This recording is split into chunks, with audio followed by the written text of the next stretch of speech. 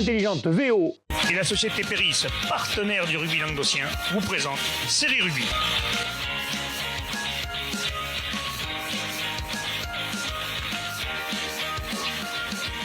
Bonjour mesdames, messieurs, bienvenue à Série Rugby, votre émission sur rugby amateur de la régionale à la fédérale. Avec mes sales chroniqueurs, salut Joss. Salut Alain, ça va? Tu regardes d'essayer de me faire planter, hein? Pas du tout. Oh non, juste pas. Ah, c'est pas dans ton style. Pas du tout.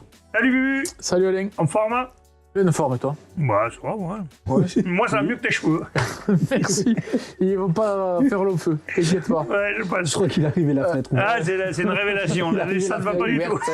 Moi, ça me va pas les cheveux courts, mais toi, ça ne va pas les cheveux longs. C'était le dernier jour où vous les voyez. Enfin, non, vous les verrez encore vendredi, mais après. Ben, tu sais qu'en regardant la télé, la coupe de cheveux. On dirait Claude Durand. Non, on dirait Pascal Ponce. Ah ouais, aussi dégueulasse. Salut Pascal. C'est cadeau, ça. Bon, allez, messieurs. Au bras de fer. On va attaquer tout de suite les résultats par les résultats de Régional 3. Régional 3, la poule 1, messieurs, premier match, Beaulieu recevait Villeneuve-les-Maguelones, victoire de Beaulieu, 20-12. 20-12 pour les Lions de Beaulieu qui confirment leur statut de leader. Mais il y a eu un gros blessé pendant ce match. Ouais, on va en parler. Ah. Leader invaincu pour Beaulieu, 38 points sur 40 possibles. C'est quand même pas mal. Les gars, une défaite avant les phases finales.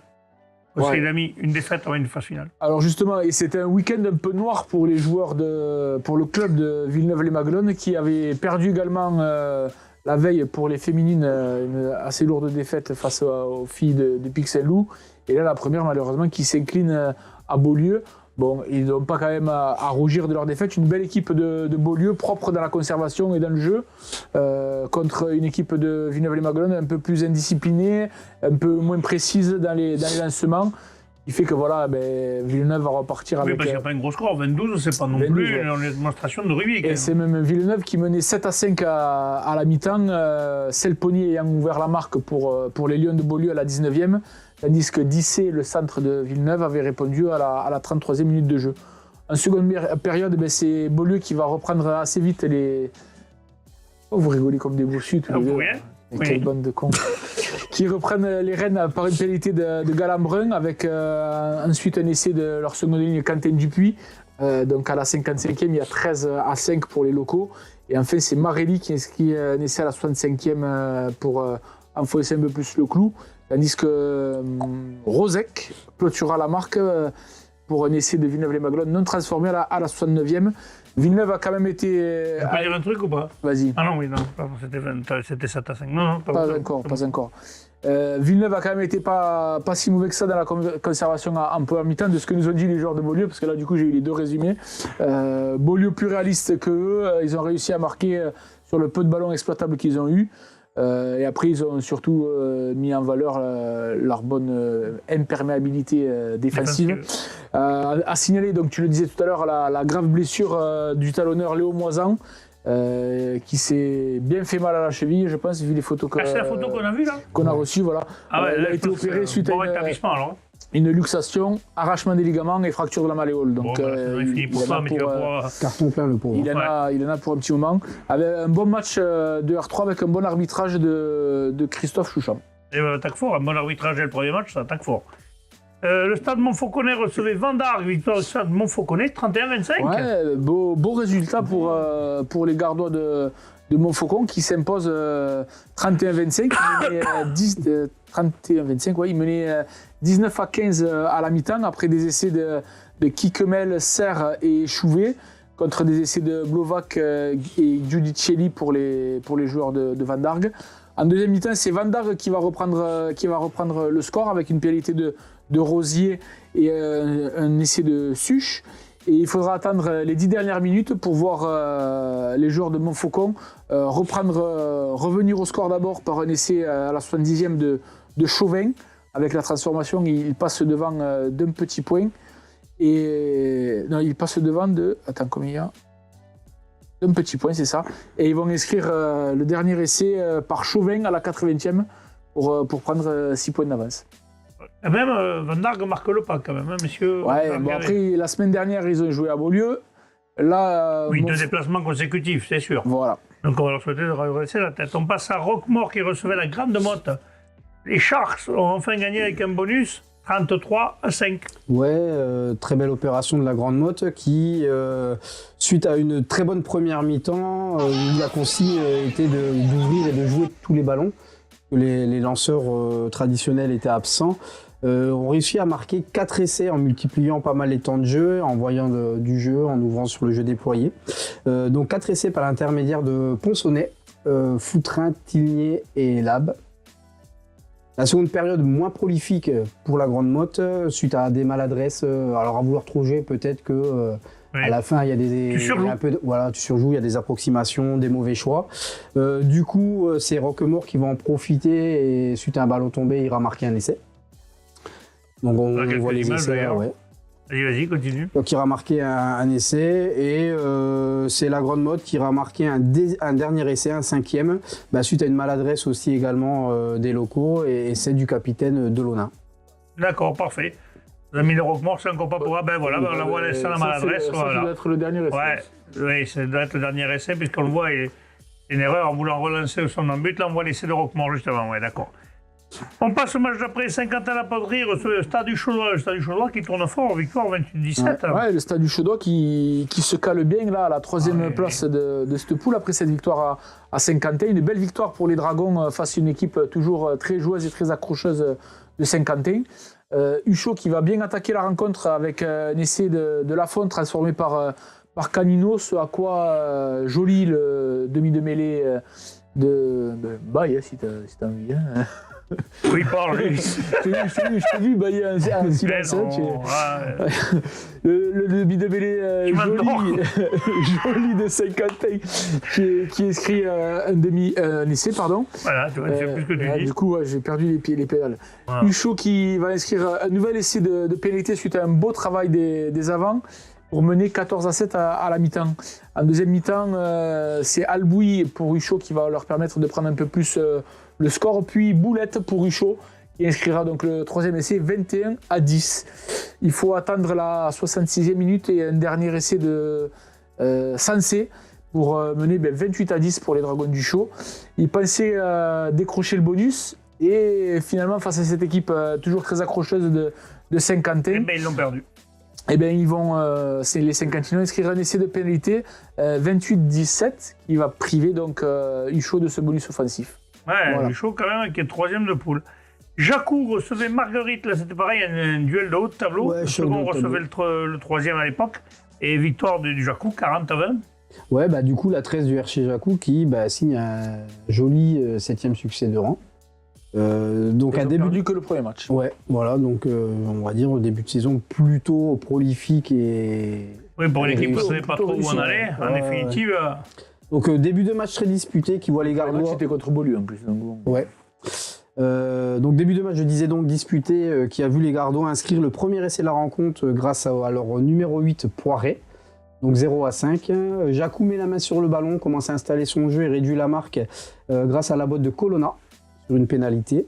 Et il a fallu attendre la demi-heure de jeu pour les intentions de jeu de Jacou commencer à être récompensées avec un jeu un peu plus structuré et grâce à un doublé de l'arrière Gon en 3 minutes qui permet à Jacou de virer à la pause au Citron 17-5. Colonna répond à Bas-Chevalier dès la reprise 20-8 avant que Deveau en force ne rapproche les siens du score 20-13 à la 49e minute. Donc ça a été quand même assez serré, hein, ça s'est rendu coup pour coup. Colonna, auteur d'un 100% au pied, qui marquera 20 points donc sur la totalité du match, rajoute 2 pénalités, 26-13 à la 66e minute. Et dans les dernières minutes de la rencontre, le tableau de marque s'affole avec, que je te dise pas de bêtises, Briantais qui va aller aplatir pour les Gardois, 33-13 à la 76e. Et imiter aussi Pinot pour Marguerite, 33-20 à la 78e, avant que Baccar, bien servi par Gon, l'arrière, qui avait marqué le doublé précédemment, inscrive le dernier essai pour les locaux, 40-20 à la 79e. Pas de bonus quand même. Hein. Non. Ouais, un match avec beaucoup d'essais. Ouais. Beaucoup d'essais, beaucoup de jeux, donc un match agréable à regarder. Hein, on en reparlera parce que prochain match... On en reparlera vendredi. Un petit point rapide sur le classement. Beaulieu premier, 38 points, Jacou 31. Stade du Chaudois 26, Marguerite 25, Villeneuve-les-Maguelones 21, Vendargue 19, Stade Montfauconnet 13, Saint-Quentin 12, Grande Motte 6 et Roquemort, nos amis de Roquemort à 0 points. On passe à la poule 2, messieurs. Pardon. Le stade Bessanay recevait l'Entente du Val-Espire, victoire du stade de Bessanay, 28-20. Alors on devait venir dimanche, mais mon ami Renaud qui m'a dit, Alain, ils ont pris les cartons rouges, ils sont un peu... ce serait bien de ne pas aller remettre la pression contre une grosse équipe, mais on voit qu'en fait le stade Bessanay avait prévu de bien recevoir l'Entente du Val-Espire. Vous auriez vu un beau match. On en avait un beau. Il y avait beaucoup de vent au stade. Moi, on m'a dit que vous aviez peur de bord du jaune, mais bon, je ne sais pas si... Alors je vais t'expliquer un peu des trucs quand même, celui qui l'a dit, parce que j'ai vu le petit commentaire sur Facebook. Je préfère 100 fois la bière. Là, si tu veux qu'un jour on joue jaune tous les deux, quand même, prenez quand même des vitamines avant, parce que... Je vais pas m'échapper, bon, pas m'échapper. Ce sera en 2048. Donc le stade Bessanay, beaucoup de vent au stade Bernard Ibanez, beaucoup de rotation, donc tu l'as dit, avec les suspendus, les grosses blessures la semaine précédente face au bassin. Les joueurs de Bessan savaient qu'il fallait attaquer le match très fort, parce que vu qu'il y avait beaucoup de vent, il y allait avoir 2 matchs dans le même match, avec le vent et contre le vent. Ce qu'ils ont fait en première période, où Jordan Delpech a inscrit 5 pénalités et un essai d'Ibanez pour mener 22-0 à la mi-temps. C'est quand même pas mal. À la reprise, et donc face au vent, Jordan Delpech ajoute 3 points de plus. Bessan va tout faire pour garder le ballon au chaud, bien sûr, face au vent, et le plus longtemps possible pour calmer, pour casser un peu le rythme. Mais le Val-Espire va se réveiller. Et des paréoles, il va marquer 3 essais, notamment par le capitaine Joannol, après un ballon porté, et 2 essais de leur ailier Palmera en coin. Et finalement, ce sera Delpech qui va inscrire à la dernière pénalité, la 7e, pour mener 28-20. Il reste 3 minutes à jouer. Non, il est offensif. Non, parce qu'ils ont même inscrit 3 essais, les visiteurs, contre seuls les locaux. Il reste 3 minutes à jouer. Les ours du Val-Espire font le forcing pour essayer de marquer l'essai qui, eux, va leur donner le bonus offensif et le bonus défensif. Et finalement, ils vont échouer à 2 mètres de la ligne. Ils ne vont pas réussir à l'inscrire. Et donc, on en restera à 28-20. Une victoire méritée par Bessan. Les ours du Val-Espire se sont réveillés trop tard quand tu pars avec un handicap de 25 points à la 41e minute de jeu. C'est compliqué. Allez, un match qui s'est joué, mais quand même, ils ont fait une belle remontée. Ah oui. Un match qui s'est joué dans un excellent état d'esprit et très bien arbitré par M. Clément Geniès. Ah, il y a des bons arbitres. Il me couper, il fallait que je le dise jusqu'au bout quand même. D'accord. Boutignan, Saint-Jean-de-Védas recevait le Bassin Sud Minervois, victoire du Bassin Sud Minervois. 37-15, gros score là, quand même. Ouais, gros score, joli déplacement. Autant le Bassin joue bien, mais Boutignan-Védas prendre 37 points à la maison quand même, c'est... Ouais, en plus, disons qu'en plus, comme le Bassin la semaine dernière a perdu depuis 2 ans et demi ou 3 ans à la maison, il fallait qu'il y avoir le tir. Un retour de bâton, donc c'était peut-être pas un cadeau pour Saint-Jean-de-Védas. Ouais, c'était peut-être pas la rencontre. Non, c'était pas vraiment, fané. Donc beaucoup de vent aussi également sur le stade ce week-end de Frontignan. Donc Frontignan qui gagne le toss. Alors après, le match a commencé à 15h45 parce qu'il y a eu un petit problème. Pas d'arbitre et pas de délégué à 30 minutes du début du match. Ils ont réussi à trouver un arbitre de Metz. Ouais, je sais pas. Ils ont réussi à trouver un arbitre de Metz. C'est M. Soulier, je crois, qui a répondu à l'appel et qui est allé faire le match. Plutôt sympa de sa part. Ouais. Donc Frontignan, ouais. Gagne le toss, c'est ce que je disais. Il démarre face au vent. Donc ensuite, dès la 6e minute, c'est le Bassin Sud Minervois qui ouvre le score après une belle envolée de ses 3 quarts. Et belle envolée, mais suivie par un pilier, le pilier Isard. Ensuite, t'as des ailes. C'est pas faux. Il était contre le vent. Et non, il jouait contre le vent en Frontignan. Le Sud Minervois avait le vent en dos. Oui, mais ça, c'est le Bassin Sud Minervois qui a... Eh bien, donc il jouait avec le vent. Le Bassin joue avec le vent. Pardon, excuse-moi, c'est moi pour l'école, le vent, il m'a trop décoiffé. Ouais, allez, c'est toi. Regarde ton ordinateur. Bonjour Guillaume, bienvenue. Welcome to the jungle. Ensuite, le Bassin va enchaîner les temps de jeu et les temps de jeu devant. Il gère le match et les 3 quarts iront marquer de nouveau une pénalité transformée. Ça fait 3-23 à la pause malgré le vent dans le dos. Ils n'ont pas trop joué au pied. Ils n'ont pas de jeu d'occupation. Ils ont voulu jouer les ballons. Voilà. Donc retour des citrons.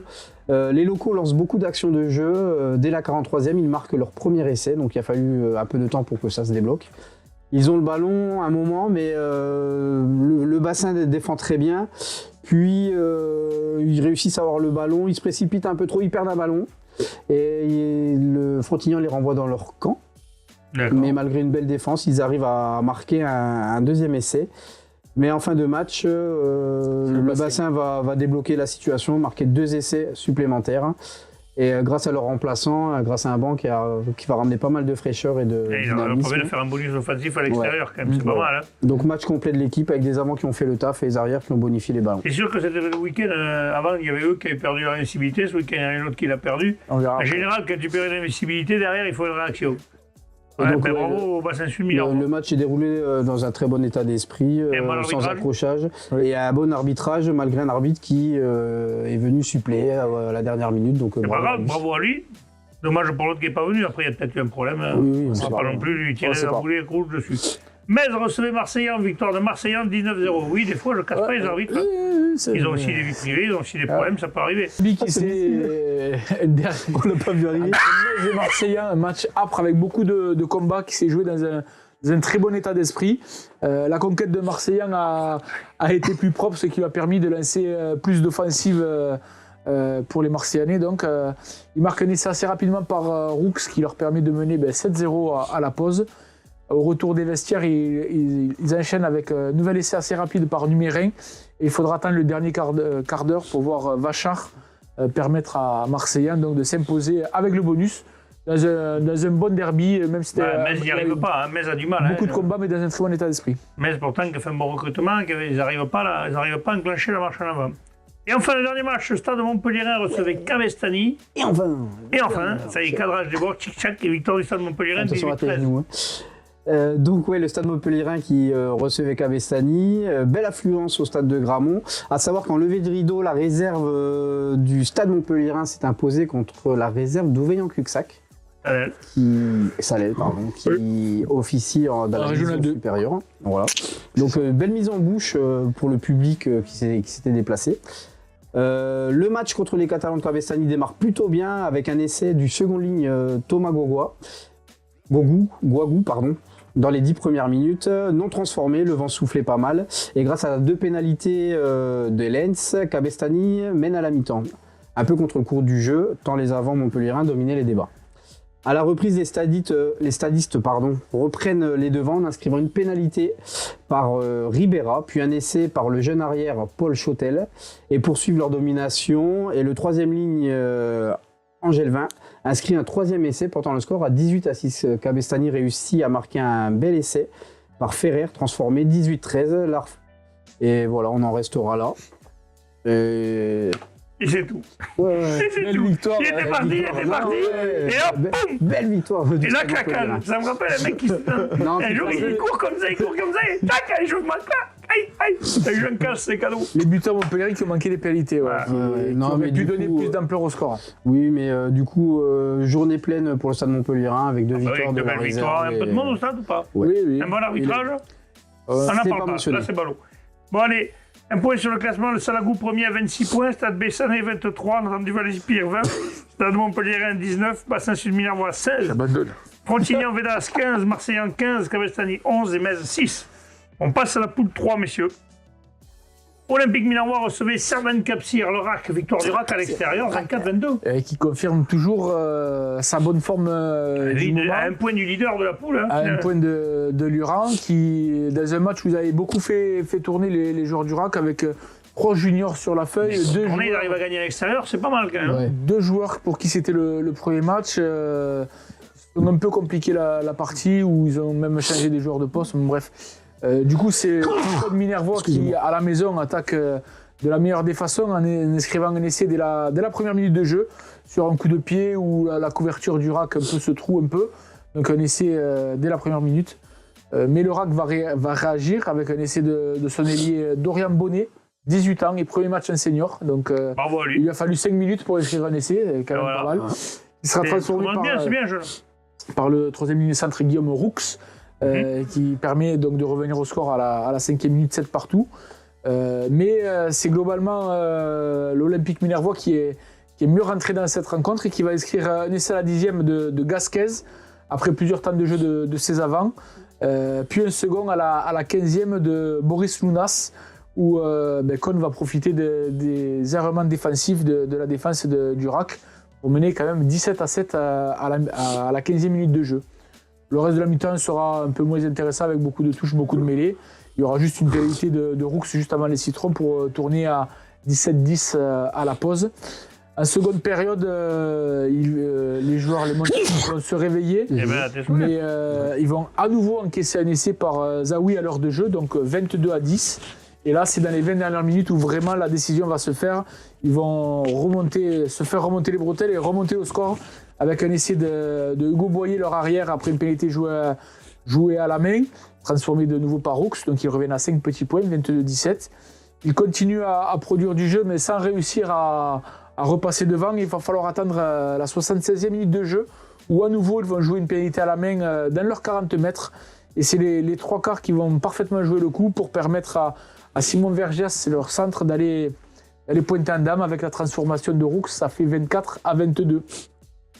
Cône va avoir 4 minutes pour renverser la tendance. Ils vont même avoir une pénalité 25 mètres en face des poteaux. Et finalement... Ils l'attendent pas. Ils l'attendent, mais... Poteau, et donc quelques temps de jeu supplémentaires, ils arrivent à dégager le ballon et c'est la fin du match 24-22. Il va chercher une victoire à l'extérieur avec des jeunes, c'est bien quoi. Ils ont vraiment réussi à réagir parce que c'était mal embarqué, mais ils ont réussi à renverser la tendance. Dommage pour Cône qui aura raté pas mal de points au pied. Ils auraient pu, notamment cette dernière pénalité, faire basculer le match en leur faveur. Et enfin, on va souhaiter un prompt rétablissement à l'ailier du RAC Mathis Pirin qui s'est blessé à la cheville lui aussi. C'était pas la semaine des chevilles. Par contre, on a le placo peut-être. Corbière-Maritime recevait Toch-Corbière, victoire de Toch-Corbière, 36-16, bonus offensif pour Toch. Et on les a perdus les deux Mongols. C'était très bon. Allez, vas-y. On se fait des privés durs comme ça. Ouais, donc Toch-Corbière qui valide un très beau déplacement. Il y a un derby pour Bubu. Et c'était un derby, je te signale. Hein. Oui, parce que Durban fait partie de Toch. J'avais oublié que Durban faisait partie de Toch. Et ça s'est joué à Portel. Oui, donc merci. Là, Donc je savais pourquoi je disais ça quand même. Ouais, t'étais pas sûr quand même, hein, caché Lyon. Ouais, mais là, comme j'ai eu peur de dire une connerie, je t'ai laissé faire, mais j'ai apprécié parce que moi, mes après, amis... je me rappelais pas que Durban faisait partie de Toch, c'est vrai. Et oui, Durban. Oui, parce que Durban est plus près. Durban... Je le vois arriver, mais... Je le vois arriver, mais... Je la dis pas. Je la dis pas, retiens-toi. Allez. C'est Durban, mais dans un autre pays. C'est bon. Donc Corbière-Maritime qui recevait donc Toch-Corbière. Bonne entame de Corbière-Maritime qui, dans les 10 premières minutes, va inscrire 2 pénalités par Geoffrey Mélé. Qui, vous le verrez par la suite, aura inscrit un essai et tous les points de son équipe. Donc déjà bravo à lui. Mais Toch répond très vite grâce à un essai de Tricoire à la 13e. Et à partir de là, Toch va dominer les débats. Pas grand chose à dire de plus, si ce n'est qu'il y a eu du combat. Ça a été âpre, mais dans un très bon état d'esprit. C'est bonus offensif quand même. J'ai pas fini. 2 essais de Tisser et Manchon. Donc s'il te plaît, Kayaté. Tisser et Manchon qui permettent aux Sangliers d'arriver à la pause en menant 17-9 et 3 essais de plus pour les visiteurs dans le second acte par Maître, Manchon encore une fois et Gracia, victoire finale 36-16 et... Bonus offensif. Merci Alain. Dans le derby. Cornélien recevait Vinassan, victoire de Vinassan 36-17. Et celle-là, quand même, on n'avait pas parié sur... Non, parce qu'on pensait que Cornélien à la maison serait intraitable, mais seulement Vinassan. Apparemment, il y a eu des petits chambrages sur Facebook par réseau interposé, j'ai ouï dire. J'étais pas au courant. J'ai entendu ça, il y a un bruit qui est arrivé jusqu'à mes oreilles, certains ont branché en disant qu'il va falloir venir chez nous. Après, ça a toujours été dans le rugby. Ouais, mais bon, non, mais pour ceux qui disent ça, c'est ce qu'on a à entendu cause de dire, ça, il n'y a pas de cause. Vinassan est une belle équipe, Vinassan a fait tomber Durand le leader, et Vinassan est venu pour aller gagner, et ils l'ont fait. Bravo à eux. Maintenant, on sait tous que gagner sur la colline, c'est jamais facile. Ouais. Je pense quand même que le prochain match de Cornélien à domicile, je ne sais pas qui c'est, mais il va se régaler, je pense. Déjà, ils vont enchaîner avec un bon petit derby pour se remettre en selle. Et... Celui-là, peut-être qu'on va y aller finalement. Attention. Donc, pour en revenir au match, Vinassan qui fait une super première mi-temps, Van dans le dos, qui va marquer 3 beaux essais transformés par David Thibault au bon moment, donc 3 essais même en 20 minutes. Par les 2 ailiers Brotta et Malpel et par l'arrière Artaud. Donc c'est vraiment le triangle d'attaque qui va inscrire les 3 premiers essais. Cornélien qui a voulu tout jouer devant, mais les avants de Vinassan ne se sont pas échappés. La différence s'est faite vraiment avec les 3 quarts de Vinassan qui était très en jambes. Artaud va inscrire un second essai en deuxième période et Leydé inscrira le 5e essai des visiteurs juste sur la Sirène contre 3 essais d'avant pour Cornillan par Guillaumont, Albaré et un essai de pénalité. Donc victoire de Vinassan 36-17, bravo aux Audois. Et enfin, le dernier match de la poule, l'Avenir Salanquais recevait Lioran 15, victoire de Lioran 15, 32-19. Ouais, Lioran qui conforte du coup sa première place au tableau. Belle équipe de la Salanque, très solide avec l'apport de nombreux trésistes qui, faut l'avouer, aura secoué quand même quelques fois les joueurs de la Rainette. Devant, c'était épais, notamment avec un très bon numéro 5 dont j'ai entendu dire... Gaillard. Ouais, solide, rapide et très bon dans le jeu courant. Pas toi, quoi. Bah non, parce que déjà, je suis très petit. Enfin, je suis pas très grand, mais je suis plus près du sol. En première mi-temps, dès que Lioran a écarté, ils ont mis le feu, car devant, comme expliqué, ça tenait plutôt pas mal. Ils ont fait quelques percées, notamment du numéro 3. Le deuxième rideau a été très solide, ce qui a empêché les locaux d'aller en dame.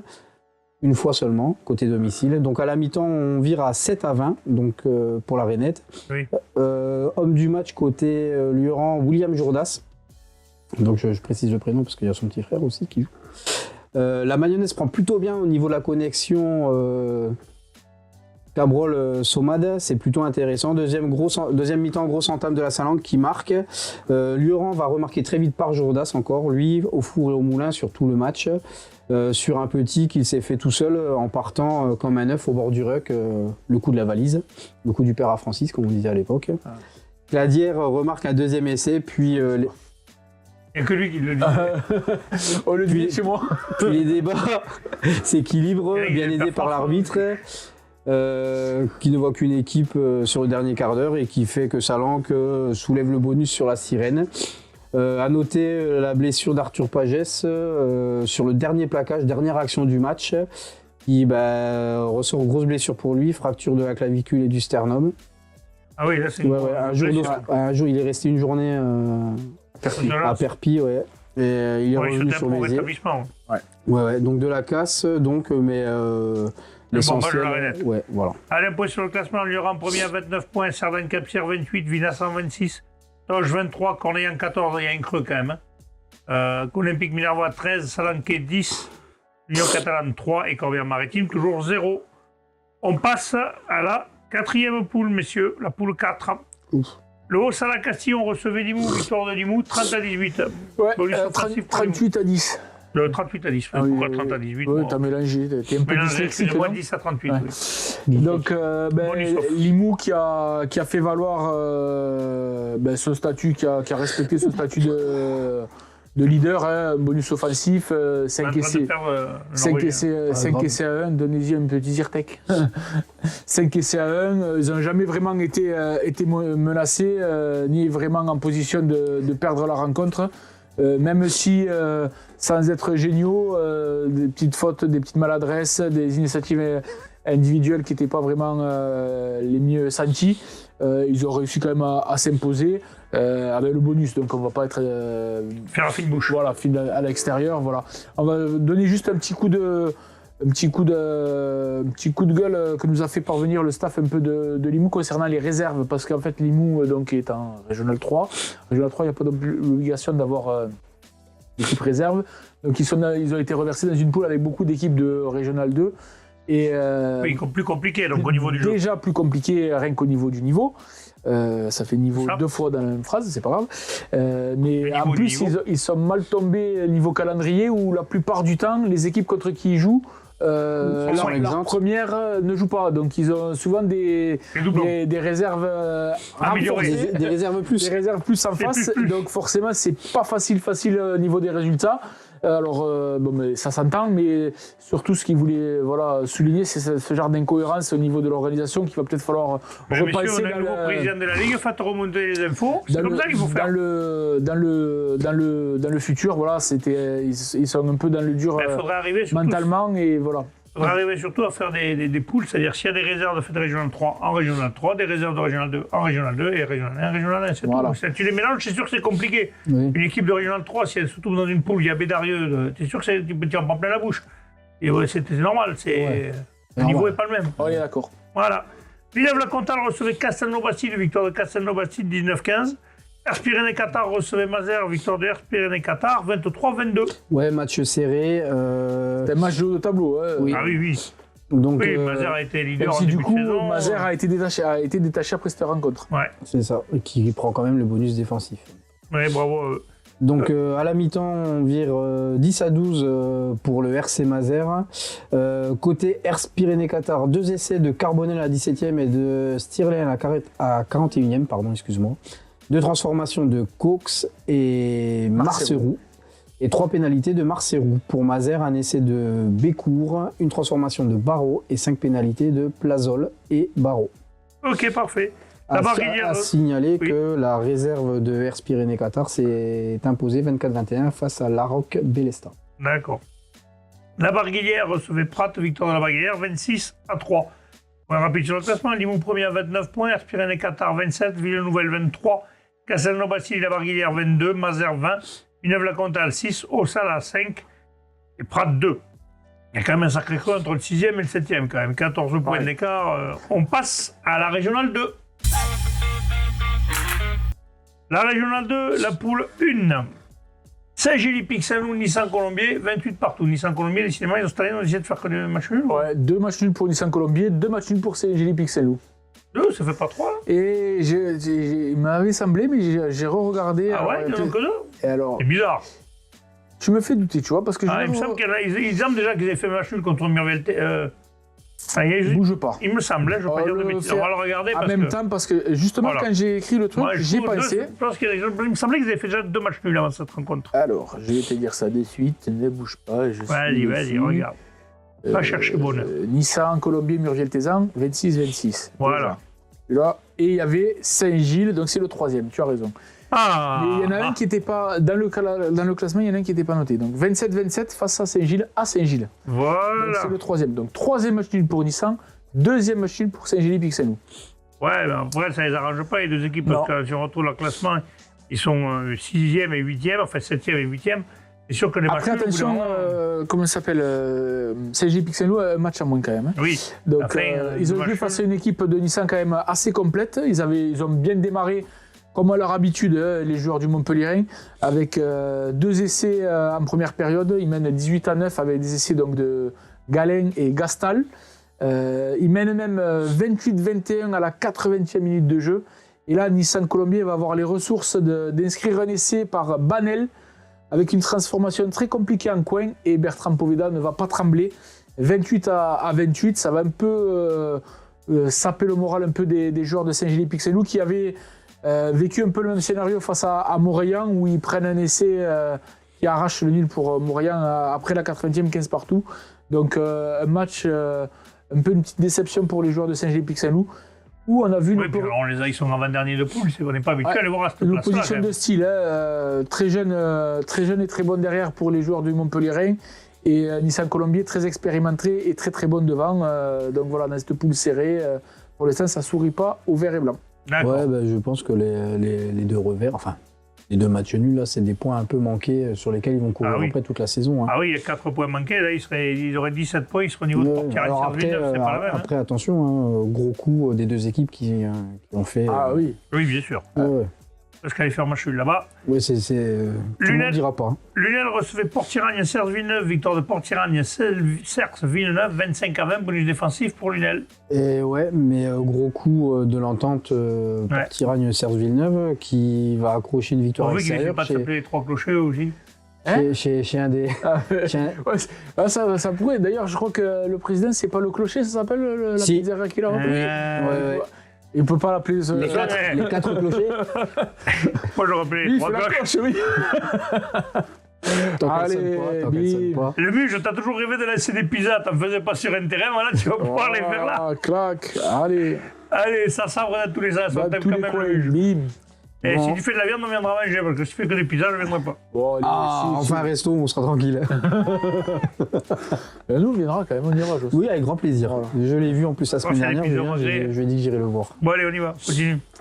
Donc, Lunel qui chute à domicile face à une belle équipe de l'Entente Cerce Port-Iragne. Villeneuve, pardon, excusez-moi. Ah oui, pas l'oublier. Sinon là, t'as vu, je vais faire SPCV. Voilà. Le SPCV. Voilà. On ira plus vite. C'est plus facile. Donc, match, on savait que le match allait être compliqué. Enfin, c'est une équipe du héros lunélois plus âgée et plus expérimentée. Non, plus De jeune. l'ESPCV. De C'est le SPCV qui est plus vieille. Oui. Lunettes, c'est des Ah jeunes. oui, c'est vrai qu'il y a pas mal de dinosaures. Hein. Ouais. Donc plus âgé Voilà, et c'est plus Carlos qui veut dire. expérimenté. Allez, je vais pas. Mais C'est blessé. ils avaient la place, Lunel pensait avoir la place de passer et de faire mieux. Les adversaires ouvrent la marque à la 3e minute par leur 15 Luc Roqueblave. Il claque un drop. Pardon, oui. Vas-y. Il claque un drop. Lunel remet la main sur le ballon et presse le jeu. Ensuite, on va virer à la pause suite à un essai à la 29e minute. Non, à la 24e, une pénalité, excusez-moi. Le match se tend un peu, ça devient un peu viril. À la 29e, échange d'amabilité, un carton rouge de chaque côté. Ça va un peu calmer tout le monde d'ailleurs, Ouais. ces cartons. Donc on vire à la pause, 13-6 pour Lunel. Au retour des vestiaires, Lunel revient avec des intentions de jeu, mais ça paye pas. Il va y avoir une interception et c'est Steven Créton qui va aller marquer. Ouais. C'est ça. Grâce à un raid, il est rapide le jeune. Ouais, il intercepte à la. Mais ils n'ont pas pris un deuxième rouge pour tirer quar- les Cerce Au Villeneuve. 40 mètres. Non, je Ah, c'est pas- c'est suis pas pas eux sûr. Non, c'est pas dans ce match-là. C'est pas ce match-là. Le match d'après, alors. C'est le match Ouais. d'après. Donc, essai transformé qui fait très mal à la tête des joueurs de Lunel. Surtout que 3 minutes plus tard, ils encaissent 3 points de plus sur une pénalité. Lunel ne lâchera rien et repart à l'attaque. À l'attaque, pardon. À l'attaque. À la tarte. Ça y est, mesdames, messieurs, on a le cagoulet de l'émission. Et marque un essai à la 58e minute par leur numéro 6, Hugo Latte, D'accord. qui sera transformé par Martin Gaucher. Le match commence à être pesant et le SPCV, plus roublarde, presse les joueurs de Lunel qui balbutient un peu leur rugby. Et face à une équipe qui a un super buteur, et ça se paye cash. 2 pénalités encaissées, un drop, toujours du numéro 15. L'arbitre L'arbitre sifflera la rencontre 20-25, score final. Bon, voilà, SPCV. L'entente des trois clochers recevait Muriel Tézan. Là, c'était un derby. Hein. Alors, C'était un derby. un ami que vous connaissez bien, à qui je fais souvent de la pub dans l'émission, a dit que je l'ai vu samedi soir au volley. Il m'a dit, tu viens pour le derby? Et je lui ai dit oui bêtement, mais j'avais oublié que j'avais fait la semaine d'avant l'USMT, donc je n'allais pas les refaire là. Et ils ont chuté. Par contre, la B a gagné, les Babas, Ouais, 19 avec à 6. un joueur qui a été élu homme du match. Vous avez vu qui c'est qui a été élu homme du match? Julien Dupuis. Voilà, un tout jeune Ah joueur. Ouais, c'est prometteur. Eh oui. Apparemment, il avait fait une grosse préparation Un cadet 25e année. chez Sylvain Pagès. il avait fait une grosse prépa chez Sylvain Un Pagès. joueur d'avenir. Attends, grosse prépa chez Oui. Sylvain Pagès. Donc apparemment, il était en canne olympique. Il a dit que pour être homme du match, il fallait jouer que les bons ballons. Voilà. Il est vrai. C'est pas totalement faux. Bravo Julien. Par contre, victoire en une donc des trois clochers. Ouais. 21-10. Par contre, là, il y a eu 3 rouges, il me Il y a eu semble. 3 rouges. Il y a eu, ouais, d'ailleurs, si tu fais bien d'en parler, parce qu'il y en a eu 2 aux alentours de la 60e, il me semble, où il y a eu une agression complètement gratuite sur un des joueurs de Muriel Tézan, complètement en dehors du ballon, des gestes que vraiment on n'aime pas voir sur un terrain de rugby. Et bien sûr, bon, il y a la troisième ligne qui est venue séparer, voilà. Et après un petit geste d'énervement quelques minutes plus tard. Donc, nos amis de l'entente des trois clochers qui a fini en infériorité numérique. Ça avait mal commencé pour eux. Ils avaient pris une pénalité de Quentin Gracia à la 19e minute, donc ils étaient menés 3-0. Et c'est finalement juste avant la mi-temps Thomas Mourgue. Ça vous parle Ah oui, c'est le fils de Wack. Voilà. Qui va inscrire un essai à partir des Ah 50 bah oui, il a récupéré les ballons comme son père. Hein. Voilà, qui va inscrire un essai tout Ah, seul ils ont à joué avec les partir ballons. Ouais. et une pénalité donc juste avant la mi-temps de Calmel pour mener 10-3 pour les locaux juste avant la pause. À la 56e minute de jeu, c'est Matteo Planes ou Plane, je sais pas comment on dit, pardon, excusez-moi d'avance, qui va inscrire un essai sur une pénalité jouée à la main. Calmel va inscrire une pénalité de plus pour mener 18-3. C'est là où ça va un peu se tendre et il va y avoir les cartons qui seront distribués. Murvel va revenir par un essai de Coquille et c'est finalement une dernière pénalité de Dimitri Verger qui va mettre à l'abri les joueurs de Saint-Chinian, 40 Cruzy. Les 3 clochers. Voilà, les 3 cochers. Murviel s'est réveillé plutôt en deuxième période, bien amené par leur troisième ligne centre, Sanaluja, qui a mobilisé pas mal de défenseurs. Donc forcément, en plus, les en 3 de moins, ça ouvre des espaces à côté. Et ils se sont réveillés peut-être un peu trop tard.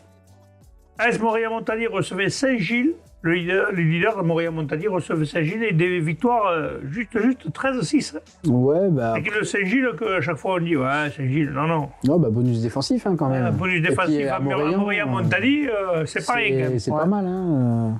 Même si au classement, ça se fait, je vois pas, parce qu'ils sont 6e. Ouais, donc mais, le match est déroulé avec beaucoup de vent. Mais ah vraiment, bon, c'est bizarre. On le connaît, ce stade. Hein, quand ça souffle de l'Olivette. Ça souffle fort. Donc la AS. Dur pour les drops. Ouais. Ah, ok. L'AS Montréal a démarré avec le vent dans le dos. À la 5e minute de Cuc passe une pénalité pour les Héroltais. Loré va répliquer pour Saint-Gilles et remettre les équipes à égalité 18 minutes plus tard. Malgré l'apport du vent, le match est équilibré avec des défenses rugueuses des deux équipes qui prennent le pas sur les attaques. Quelques cartons blancs et jaunes sont distribués pour des fautes de jeu.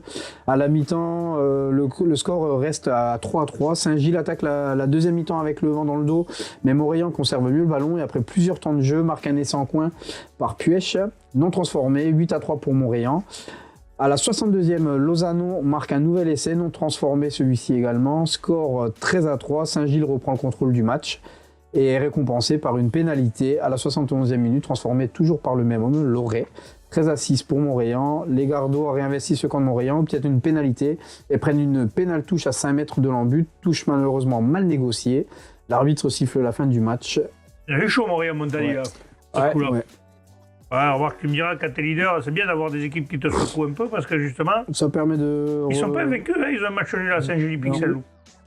Et je crois qu'ils ont une défaite ailleurs aussi. Alors, un point sur le classement Montréal-Montagny 23, Lunel 20, Port-Tirane et Cerzineux 17, les 3 clochers 16, Murviel-Tézan 15, Saint-Gilles 14, Nissan-Colombier 14. C'est la des 3 clochers, ils ont perdu. Voilà. Nissan-Colombier 14, pardon, Saint-Gilles-Pixel 13 et enfin Bagnols-Marcoul le 10. C'est là où la victoire de Port-Tirane est vraiment pas mal à Lunel parce que ça leur permet de rester collés. Ouais. Mais tu vois que, à part Montréal qui a peut-être Montréal et Lunel qui sont un peu détachés, après de Port-Tirane, il y a Nissan-Colombier, même Pic-Saint-Loup. Même Pic-Saint-Loup, il n'y a que 4 points. Hein, ouais, c'est très serré. Même Bagnols, qui a 10 points. Ils sont pas loin. C'est pas non plus. Non. On passe, messieurs, à la régionale 2, la poule 2. Alaric recevait le Cabarnès, le REC et victoire de l'Alaric, 25-18. Alors, fait du bien celle-là. Ouais, j'ai envie de dire, il fallait que les joueurs de l'Alaric lancent leur saison. Un derby toujours très attendu des deux côtés. L'Alaric qui va commencer face au vent. Ils vont dominer les 20 premières minutes, mais ils ne vont pas réussir trop à scorer, seulement une petite pénalité. Le REC, lui, qui va réussir à inscrire également une pénalité, donc 3 partout. Et en fin de première mi-temps, l'Alaric, les locaux, vont réussir à inscrire 2 pénalités de plus pour mener 9-3 à la pause. En deuxième période, avec la même intensité, les joueurs de l'Alaric, cette fois-ci Van dans le dos, va permettre aux buteurs de scorer de plus loin. Donc ils vont réussir à mener 15-3 à la 50e minute de jeu. Ils vont prendre un petit carton, ce qui va être bénéfique pour le REC, libérer un peu des espaces. Ils vont inscrire un essai de leurs lignes arrière en première main, 15-8, donc ils reviennent au score. Au retour justement de ce carton, les joueurs de l'Alaric vont inscrire en 10 minutes, ils vont réussir à inscrire, en 5 minutes, pardon, ils vont inscrire 10 points pour porter le score à 25-8. Et finalement, dans les 10 dernières minutes, c'est le REC qui va se réveiller, donner toutes ses forces dans la bataille pour inscrire un essai transformé plus une pénalité qui leur permet d'accrocher un bonus défensif mérité. Un match très bien déroulé dans une super ambiance où tout le monde se connaît forcément. Donc ça permet à l'Alaric d'enfin enclencher la marche avant. Ponteilla recevait le foyer laïque Auvernais, victoire de Ponteilla, 30-0, bonus offensif. Ouais, bonus offensif, 30-0. La première victoire à domicile pour Ponteilla qui va faire du bien au moral des joueurs du club. Besoin, oui. Ouais, face à une belle équipe du foyer laïque qui n'a rien lâché. Ça a mis du temps à se dessiner puisqu'on vire à la mi-temps à 3-0. D'accord, vas-y, continue. 3-0. Donc, le Ponteilla débute le match avec un fort vent qui arrivait d'Espagne. On le voit sur les images, hein, ça souffle pas mal derrière. Oui. Et c'est en seconde mi-temps que tout va se sceller. En seconde mi-temps, donc Ponteilla inscrit un premier essai dès la 42e minute par l'avenue, puis deux nouvelles pénalités. Après une belle fin de passe du D'ailleurs, c'est cette pénalité. De Pernod viennent porter le score à 16-0 à la 52e. Dans les 10 dernières minutes, Ponteilla inscrit deux nouveaux essais. Le premier essai de pénalité qu'on vient de voir par un joli ballon porté du groupe des avants. Et le second tout en puissance de Damien Tuffy. Score 30-0, bonus offensif. Match qui s'est joué dans un très bon état d'esprit et très bien arbitré par monsieur El Kaoulani. D'accord. Canet recevait l'entente de la tête. C'est le match où nous étions avec Renaud, parce qu'au départ on devait aller à Bessan, mais finalement on est allé là-bas. Bonus défensif pour Canet, 23-30, une belle équipe de la tête. Oui, c'est toi. À signaler que les réserves, la tête a gagné avec plus de 70 points. Ah ouf. Ouais, il y a eu, d'ailleurs, Wally le disait. La baie vitrée a explosé. Mais là, je veux dire. Porte ouverte. Ça y est, on est parti. Voilà, ça y est. Wally, excuse-moi. Donc, la baie, il a eu la fin de l'investibilité, 5 ans d'investibilité. Ouais. Ça, par contre, c'est. D'après ce que m'ont dit les joueurs de la tête, après le match, il s'était mis derrière le coin de l'oreille. Certains avaient dit on ne sait pas où on va, mais si on doit faire tomber quelqu'un à l'extérieur, c'est une impossibilité. Donc ils l'ont fait. Et de bien belle manière, malgré que Canet avait très très bien entamé le match. D'entrée, ils avaient marqué un bel essai. Et puis après, le jeu s'est équilibré. C'était un coup, les autres, ça se rendait coup pour coup. Meilleure gestion du pied en première mi-temps pour l'entente de la tête de Canet. Canet, au dire du numéro 10, parce que moi, quand même, à la fin du match, j'ai lui posé 3 questions. Et pourquoi tu as fait ça? Il me dit parce qu'on me l'a demandé. Donc il me dit, donc moi, j'ai respecté les consignes. Donc, quand on me dit chandelle, même si moi, je pense qu'il faut faire du jeu d'occupation, j'ai fait des chandelles. Mais apparemment, dans les coachs, il y en avait un qui n'avait pas dit ça. Donc finalement... Problème de communication. Problème de communication. Voilà. Mais du coup, à l'arrivée, ça a laissé la tête dans le match contre le vent. Et avec le vent, par contre, le numéro 10 de la tête qui a très bien géré le match, a distribué les... Lui, par contre, il a envoyé les ballons où il fallait. À chaque fois qu'ils sont venus, il les a fait reculer. Dans le but, il a marqué une pénalité de 60 mètres. Ah oui. Avec la transversale. Elle est magnifique. Tout le monde pensait qu'elle allait passer dessous, elle tape la transversale transformée. Donc, magnifique coup de pied. Bon, après, on avait un très bon match. On a la réaction, justement, de Tic et Tac, les deux co-capitaines, parce qu'apparemment, on les appelle comme ça. J'ai vu les commentaires de plein qui les appellent Tic et Tac. Alors voilà, les deux capitaines et l'entraîneur à mon micro. Bonjour mesdames, messieurs, nous sommes au stade de Canet-d'Aude. Nous avons vu la victoire de l'entente de la tête sur Canet sur le score de 27-20. Avec moi, les capitaines Romain et Mathieu et Eric l'entraîneur. On va commencer par les capitaines, puisqu'apparemment vous êtes inséparables. Vous avez fait tomber quand même une équipe qui était invaincue à domicile depuis plusieurs années. Bon, ça, vous avez fait du jeu, une grosse domination au pied. Un disque qui a vraiment bien géré votre match, non? Oui, on est venu ici un peu dans l'inconnu. On ne connaissait pas l'équipe de Canet, on savait les résultats qu'ils faisaient. Très costaud depuis des années. Et voilà, on est venu comme un match à l'extérieur, sans pression, en jouant notre jeu, en faisant du jeu très sérieux. Autant devant que derrière eux, et c'est ce qui a été fait. On a répondu présent dans le combat, en défense. On a mis les ingrédients pour gagner un bon match à l'extérieur. Voilà. Et tous fiers de ça. Qu'est-ce que ça s'est joué sur quoi tu penses? Parce que la gestion du jeu, parce qu'en première mi-temps, ils ont peut-être moins bien géré le pied. Par contre, vous, en seconde mi-temps, dès qu'ils sont venus chez vous, votre 10 a renvoyé chez eux. Oui, on a fait une bonne gestion. Au niveau de la première mi-temps, on joue contre le vent, donc on gère bien, on fait le dos rond, on joue bien. Même avec contre le vent, on prend les points. On a un bon 10 qui met entre les perches. Et un bon 15 aussi, oui. Bon, on a des très bons joueurs quand même. Et en seconde mi-temps, on joue le terrain avec le vent, on va les attaquer, on va les chercher, on joue et puis se mettre à la faute et on prend les points et ça fait le score qu'il y a. Eric, je suppose un entraîneur content parce que cette équipe quand même montre qu'elle a plus que tout le temps on vous dit l'équipe de la tête, mais chaque fois quand vous jouez les phases finales, ça serait pas bien d'aller jouer un peu au-dessus peut-être C'est l'objectif, cette année on veut vraiment jouer au-dessus, on se donne les moyens à l'entraînement. Après on n'a pas changé l'équipe, on a la même équipe, les jeunes, elle a bien évolué. Là on a pris en maturité même si c'est jeune et on le voit au fur et à mesure des matchs, au fur et à mesure on va gagner à l'extérieur sur des matchs où il y a un an ou deux on les aurait perdus. Là sur la gestion du pied, sur la gestion du match on est pas mal du tout, on ne s'affole jamais. Le principe c'est là, c'est pas s'affoler, on a notre jeu qui est mis en place, quand on met le jeu en place, il n'y a pas de souci, il faut être, après c'est le cœur, il y a le cœur, il y a tout ce qu'il faut mais quand même, il y a un bon jeu qui est mis en place depuis des années, avec la même équipe, on n'a pratiquement rien changé, et ça paye. L'année dernière, parce qu'on était 2 fois champion, et cette année, on a objectif la montée. On le souhaite, mais surtout, qu'est-ce qui a changé dans le jeu? Parce que vous faites beaucoup de jeux quand même. Ah oui, on fait beaucoup de jeux, même trop, même je trouve. Ça va. Mais nous, on est vieux et ça va trop vite même. Mais non, on fait beaucoup de jeux. Ça qui est bien avec les jeunes, il y a beaucoup de jeunes et c'est eux qui nous apportent tout ça et même la vitesse, tout ça. Non, franchement, c'est bien. Bon, mais félicitations messieurs, donc je vous rappelle la victoire de l'Entente de la Tête à Canet-d'Aude sur le score de 27 à 20. On se retrouve mardi pour les fédérales et mercredi pour les résultats des régionales. Merci. On l'annonce 20 à 27, je ne sais pas pourquoi je suis resté à 20 à 27, moi j'ai oublié 23 à 30. Mais bon, c'est pas grave. Oui, te manquait. C'est le même score, il y a 5 points d'écart, bonus def. Bon, après, les joueurs de Canet disaient qu'ils avaient été tombés sur une très belle équipe de l'Entente de la Tête, qui n'est pas pour rien depuis plusieurs années dans les phases finales, et qui vise cette année la montée. Leur objectif, c'est la montée en Régional 1. Oui, Donc quand tu as des objectifs comme ça, parce qu'on sent que le jeu est huilé, il y a plusieurs années qu'ils jouent ensemble et on le voit, hein, ça joue bien devant, ça joue derrière. Ça n'a pas des gros gabarits, mais ça joue très bien. Allez, contre chose, recevez Mauveillant Cuxac-Salel et bonne victoire d'Ouveillant Cuxac-Salel, 38-10, bonus offensif. Ouais, Ouveillant Cuxac-Salel Gros score à l'extérieur. Hein. Qui a pris le match par le bon bout avec plus de précision sur les premiers temps de jeu, qui leur a permis de développer plus leur jeu de mouvement. La côte rocheuse qui ont loupé, Ouveillant Cuxac-Salel qui ont manqué un peu de finition en début de rencontre, ce qui a laissé un peu espérer l'US côte rocheuse. Mais petit à petit, les joueurs de la OCS ont mis leur jeu en place et ont pris le dessus. 5 essais à 2, un gros match des protégés de Bertrand Artero qui ont bien respecté les consignes des coachs et qui reviennent avec le bonus offensif de la Côte Rocheuse qui cette saison a un peu plus de mal à enchaîner les résultats. Un point sur le classement, Lonzac et Ouveillant Cuxac-Salel à 27 points, la Tête 26, Canet 19, le REC 18, Ponteilla 16, Alaric 10, Côte Rocheuse 6 et le Foyer Lake Auvernais 4. Ouais, on passe à la poule 3, messieurs.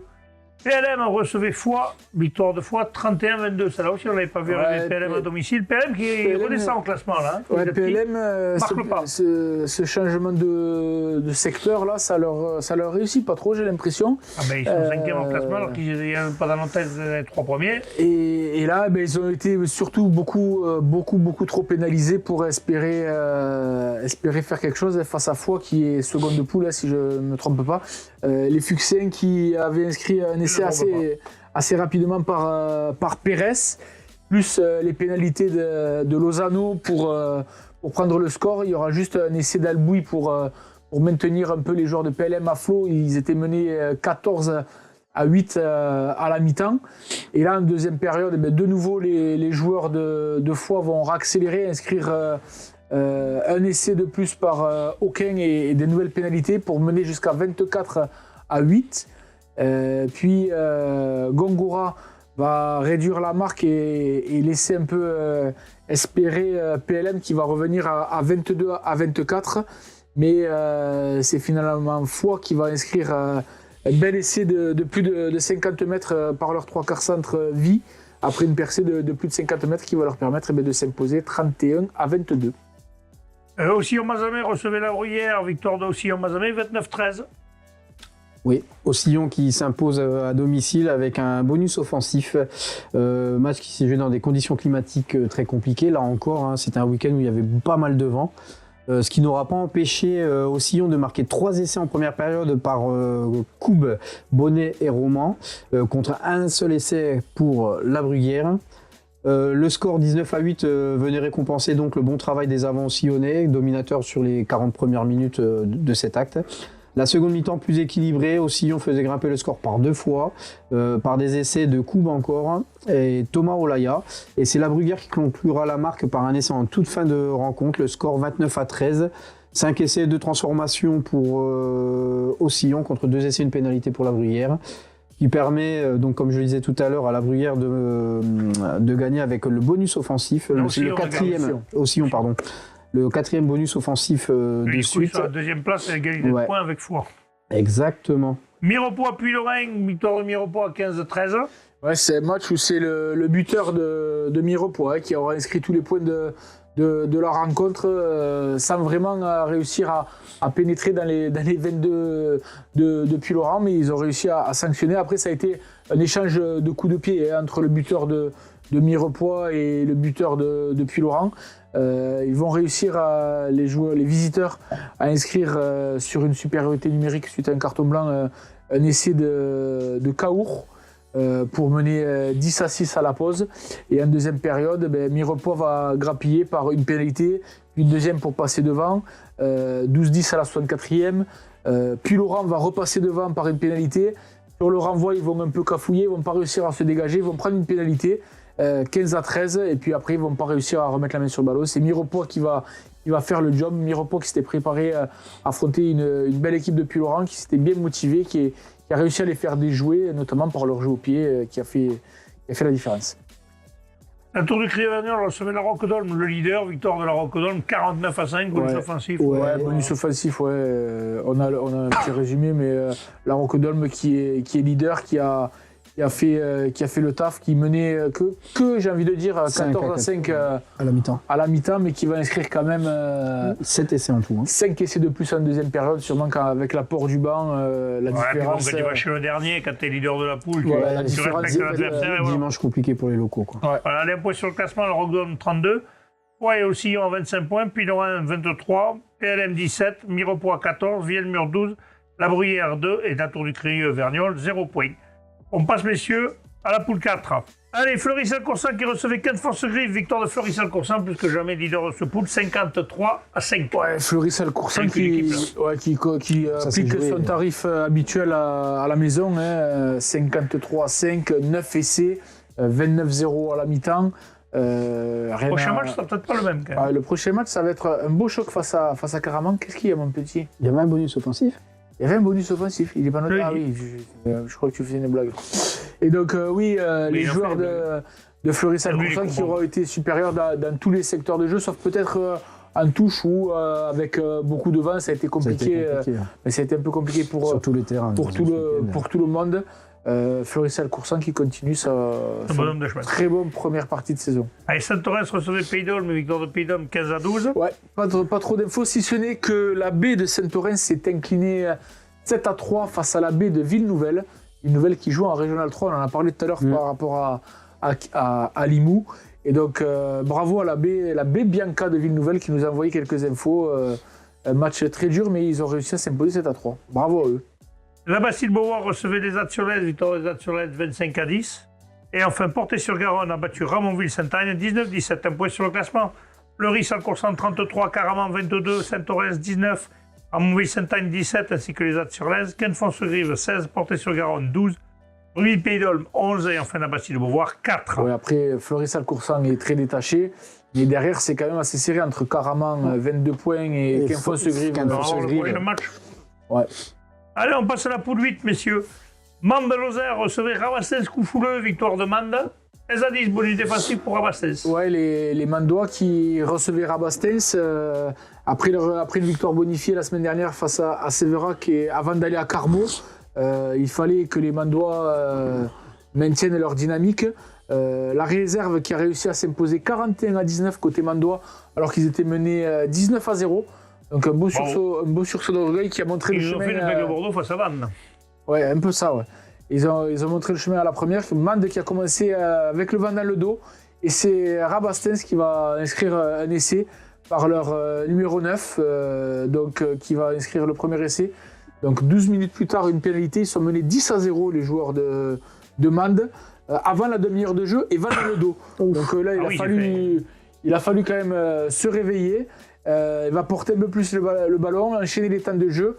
Ils vont mettre leur adversaire à la faute, pénalité de Jérôme Daré à la 26e. Et ils vont inscrire un essai à la 40e minute de jeu, après un essai en bout de ligne inscrit entre les poteaux par Miguel. Malheureusement, sur cette action, le claque.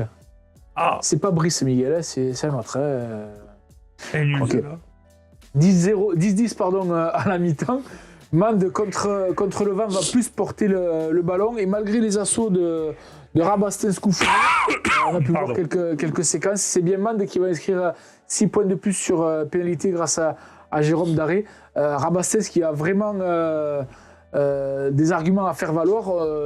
J'ai le coach de Mende qui m'a montré 2-3 séquences où vraiment les joueurs de Rabastens avaient vraiment produit du jeu et il a fallu une très très grosse défense lozérienne qui a vraiment découpé à tour de bras pour tenir jusqu'à la fin. Et d'ailleurs, il voulait tirer le chapeau à cette équipe de Rabastens qui avait qu'un seul remplaçant sur la feuille qui a dû tenir.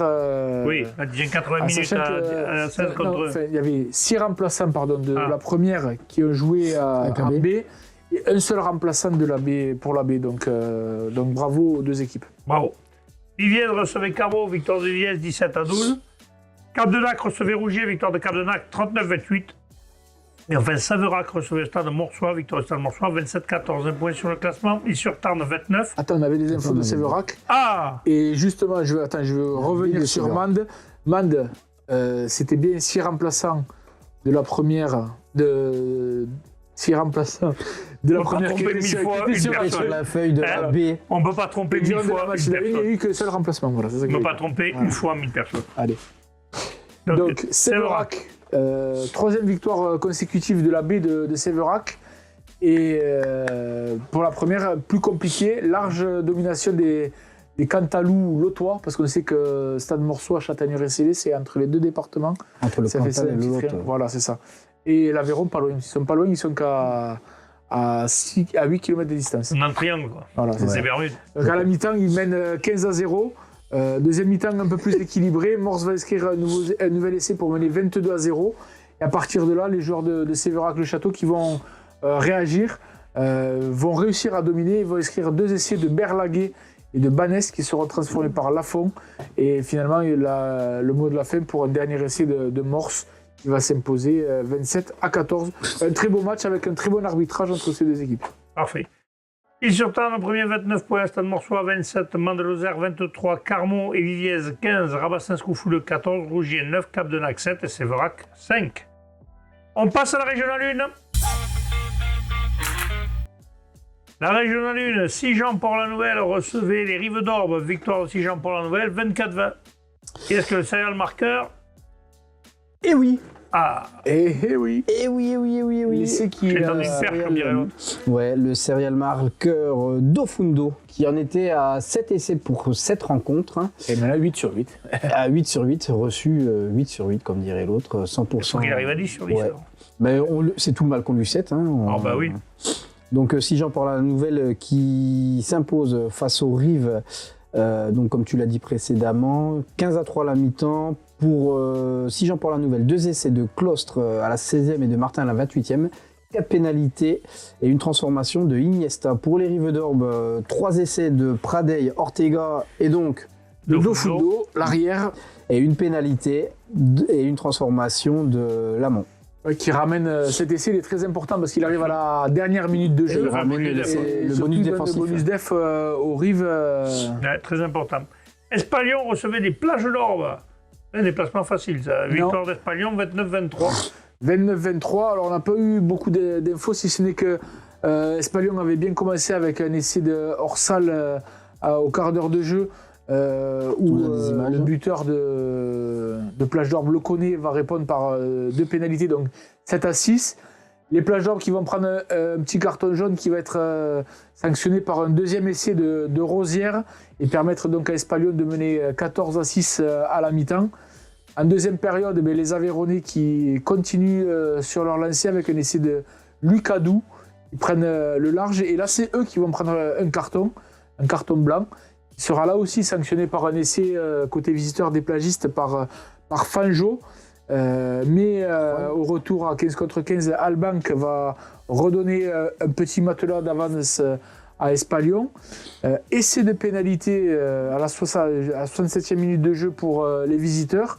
Et enfin, une dernière pénalité de Leconnet sur le gong va leur permettre d'arracher le bonus défensif. Donc les Plages d'Orbe qui quand même ne rentrent pas à vide de leur voyage à Espalion. Ok. Bédarieux recevait Uzès, victoire de Bédarieux. 25-7. Bonus offensif. Ouais, 27 pardon, 27-7. Un match qui s'est joué à huis clos.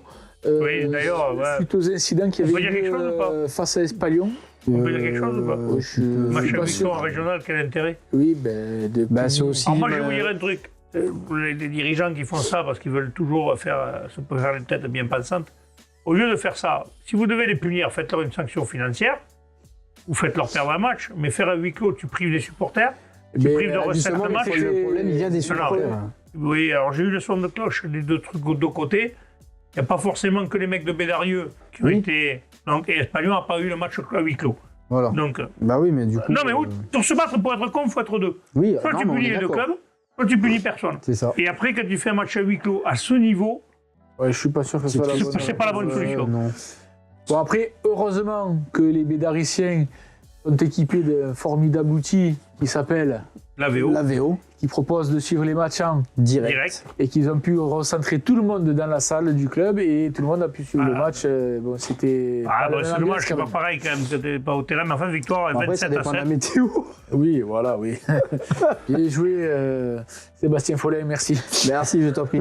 Allez, on y va, Mias, recevez Mogio. Attends, il a pas dit le. Ah ouais, Bah non, grosse entame des Bédariciens qui ont investi le camp adverse et qui mène au score assez rapidement, 17-0. Ensuite, réaction d'Uzès avec un essai et sur une série de plaquages manqués. Il est beau. Il est magnifique cet essai. Voilà un essai, le mec il garde pas le ballon, il fait la passe. Donc un 3/4 d'Uzès qui va aller marquer. C'était de Bédarieux. Mais ça c'est Bédarieux. Oui, non, mais tu continues ton délire. Voilà, merci. Donc 17-7. Ensuite, Bédarieux remet la marche en avant avec 2 essais de plus, 27-7. Deuxième mi-temps, 0 point inscrit des deux côtés, malgré une volonté de jeu des deux côtés. Petit grain de sable à chaque fois, soit un en avant, un retard au soutien, un grattage, donc des approximations. Fin du match 27-7, donc bonus pour Bédarieux. Match qui s'est joué dans un très bon état d'esprit. 0 carton de sortie, un très bon arbitrage de monsieur Damien Béziat. Et à signaler une très bonne mentalité des mecs d'Uzès, plutôt bonnard, avec certains mecs qui sont restés. Oui, il nous a envoyé un selfie d'ailleurs. Ouais. C'est pour ça que je dis que tu les prives aussi. Libérer le CAB. Ouais. Libérer le CAB. D'ailleurs, tu les prives aussi de leurs supporters de voir le match. Je crois que c'est pas bon. Déjà en foot, je trouve ça complètement idiot, mais alors au rugby, ça devient complètement con. Mias recevait Mogio Carnon, victoire de Mias, 58-0. 58-0, on le dit. Il n'y a pas grand-chose à dire. Malheureusement, les Melgoriens cette saison, c'est compliqué. Il faut qu'ils fassent le dos rond, qu'ils mangent leur tête noire. Par contre, Mias fait une belle saison. Ouais, Mias, 10 essais. 3e ex-aequo quand même. Avec Giron, l'arrière, qui a inscrit un triplé, notamment un essai d'entrée. 3 essais du 3e ligne, Hugo Vincent. Un doublé de Pérou, un essai de Belay, un essai de Pêche. Ça fait lourd pour les Melgoriens, mais bon, malheureusement, cette saison, pour eux, ça va être compliqué. Alors, Doron et attendre la saison prochaine. Poussant recevait Revel, victoire de Poussant, 31-10. Ouais, 31-10, grosse entame de match et grosse première mi-temps de Poussant qui met beaucoup d'agressivité dans son jeu. Agressivité saine, deuxième mi-temps plutôt gérée.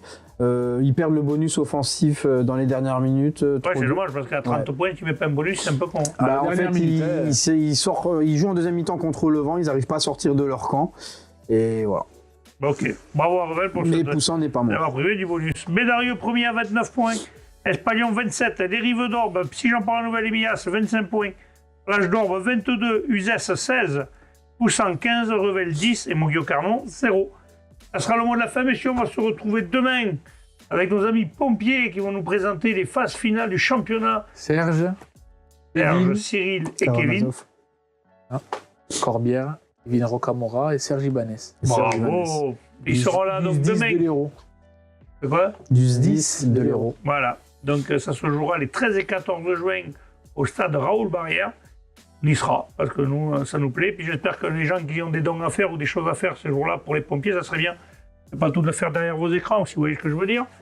Donc ça sera le mot de la fin. On se retrouve demain avec cette émission. Transpirez bien sur tous les terrains.